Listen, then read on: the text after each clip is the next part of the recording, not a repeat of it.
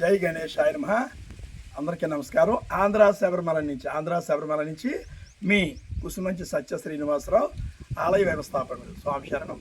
నేను కొన్ని పాటించేటటువంటి మంచి మంచి విషయాలు అనుభవంతో నేను పొందిన అనుభవాలు మీకు చెప్తూ ఉంటాను. నేను పొందిన అనుభవాల ఫలితాల యొక్క అనుభవం మీకు చెప్తూ ఉంటాను. అప్పుడప్పుడు వీడియోలు వస్తుంటాయి. వీలున్నప్పుడు చూసి ఆలకించి ఆ యొక్క విషయాలు మీరు కూడా ఆస్వాదించి తగిన ఫలితాలు పొందాలని కోరుకుంటూ, ప్రతి ఒక్కరూ కూడా రోజు ఉదయం లేచిన తర్వాత ఒక్క గ్లాసుడు పౌడర్, ఏంటి, మెంతి పొడి, మెంతులు ఉంటాయి కదా, మెంతులు మిక్సీలో ఆడేసి పౌడర్ కింద ఆడేసి బాటిల్లో పెట్టుకుని రోజుకు కొద్ది చేదుగా ఉంటుంది.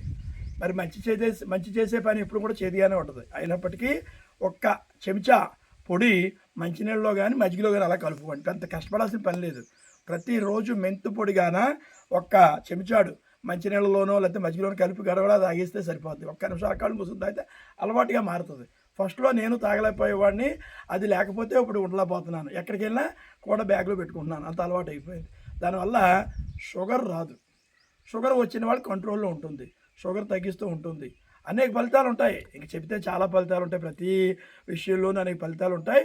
ఇవి నేను పొందిన అనుభవాలు మాత్రమే, వాటి ఫలితాల యొక్క విషయాలు మీకు తెలియజేస్తున్నాను. ఓకే, ప్రతిరోజు మెంతి పొడి తాగండి ఒక చెంచా.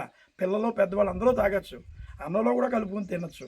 కాబట్టి ఈ విషయాన్ని పాటిస్తారని కోరుకుంటూ, సర్వే జనా సుఖినో భవంతు. ఓం శాంతి.